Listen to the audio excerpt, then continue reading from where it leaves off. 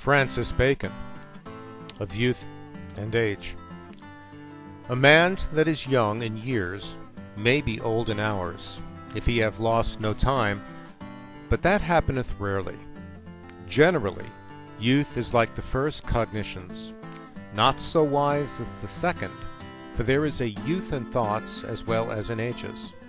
And yet, the invention of young men is more lively than that of old, and imaginations stream into their minds better, as if it were, more divinely. Natures that have much heat, and great and violent desires and perturbations, are not ripe for action till they have passed the meridian of their years, as it was with Julius Caesar and Septimius Severus, the latter of whom it is said, he passed his youth full of errors, of madness even, and yet he was the ablest emperor, almost, of all the list. But reposed natures may do well in youth, as it is seen in Augustus Caesar, Cosme, Duke of Florence, Gaston de Foix, and others. On the other side, heat and vivacity in age is an excellent composition for business. Young men are fitter to invent than to judge, fitter for execution than for counsel, and fitter for new projects than for settled business. For the experience of age, in things that fall within the compass of it, directeth them, but in new things abuseth them. The errors of young men are the ruin of business, but the errors of aged men amount but to this, that more might have been done, or sooner. Young men, in the conduct and manage of actions, embrace more than they can hold, stir more than they can quiet, fly to the end without consideration of the means and degrees, pursue some few principles which they have chanced upon absurdly, care not to innovate, which draws unknown inconveniences, use extreme remedies at first, and that which doubleth all errors will not acknowledge or retract them, like an unready horse that will neither stop nor turn.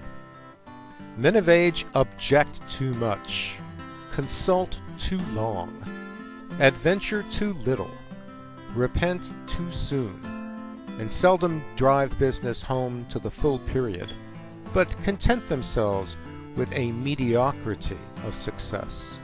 Certainly, it is good to compound employments of both, for that will be good for the present, because the virtues of either age may correct the defects of both, and good for succession, that young men may be learners, while men in age are actors, and, lastly, good for extern accidents, because authority followeth old men, and favor and popularity youth.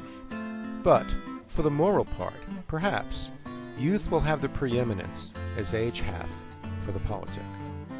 A certain rabbin, upon the text, your young men shall see visions, and your old men shall dream dreams, inferreth that young men are admitted nearer to God than old, because a vision is a clearer revelation than a dream, and, certainly, the more a man drinketh of the world, the more it intoxicateth, and age doth profit rather in the powers of understanding than in the virtues of the will and affections. There be some have an overly early ripeness in their years, which fadeth betimes. These are first such as have brittle wits, the edge whereof is soon turned, such as was Hermogen, the rhetorician, whose books are exceedingly subtle, who afterward wax stupid. A second sort is of those that have some natural dispositions, which have better grace in youth than in age, such as is a fluent and luxuriant speech, which becomes youth well, but not age.